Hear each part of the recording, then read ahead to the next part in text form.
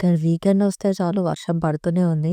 దానికి కూడా weekend vibes అనుకుంటా. ఇలాంటప్పుడే వేడి వేడిగా పకోడీలు తినాలనిపిస్తుంది. బట్ పకోడీ అంటే డీప్ ఫ్రై చేయాలి. ఆయిల్ ఎక్కువ అవుతుంది. So, it's not so healthy. అందుకే ఈసారి ఎయిర్ ఫ్రైయర్‌లో ట్రై చేద్దాం అనుకున్నాను. తక్కువ ఆయిల్ పడుతుంది అండ్ టేస్టీగా కూడా ఉంటుంది. So, let's get started. First అయితే బోన్‌లెస్ చికెన్ తీసుకున్నాను. దాంట్లోకి salt, turmeric powder, chilli powder, garam masala, chicken masala powder, corn flour, rice flour, ginger garlic paste and half lemon squeeze చేసుకున్నాను.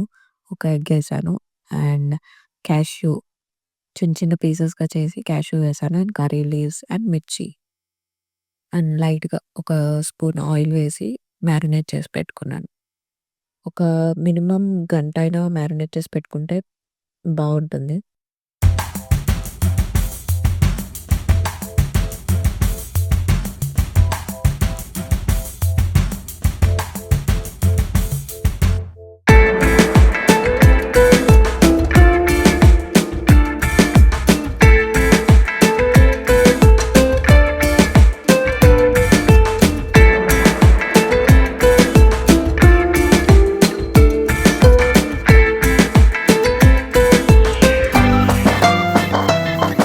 కొంచెం corn flour and rice flour తక్కువైనట్టు అనిపించింది. సో, మళ్ళీ కొంచెం add చేసుకున్నాను.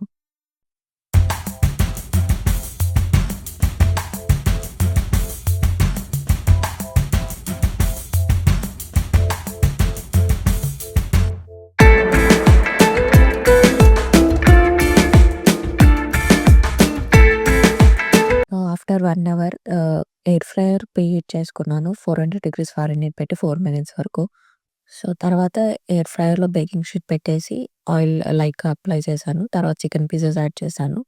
అండ్ నెక్స్ట్ 380 డిగ్రీస్ పెట్టేసి 15 మినిట్స్ వరకు పెట్టాను. 15 మినిట్స్‌లో ఒక 6 మినిట్స్ ఉన్నప్పుడు మళ్ళీ ఒకసారి పాజ్ చేసి తీసుకొని ఒకసారి మిక్స్ చేసుకోండి. సో దట్ బోత్ సైడ్స్ బాగా ఫ్రై అవుతుంది. అయితే క్వాంటిటీ కొంచెం ఎక్కువుంది. So, I done it in 2 batches.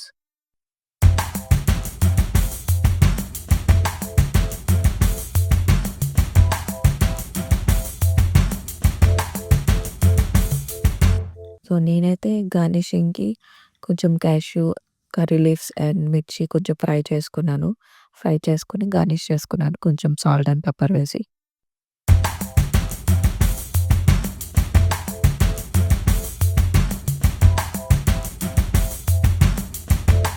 So, ఫైనల్‌గా చికెన్ పకోడీ అయితే రెడీ అయిపోయింది. సో, చూసారు కదా తక్కువ ఆయిల్‌తో టేస్టీగా ఎలా చేసుకోవాలో. సో, మీరు కూడా ట్రై చేసి చూడండి and let me know in the comment section. And don't forget to like, share, subscribe to Globe trap.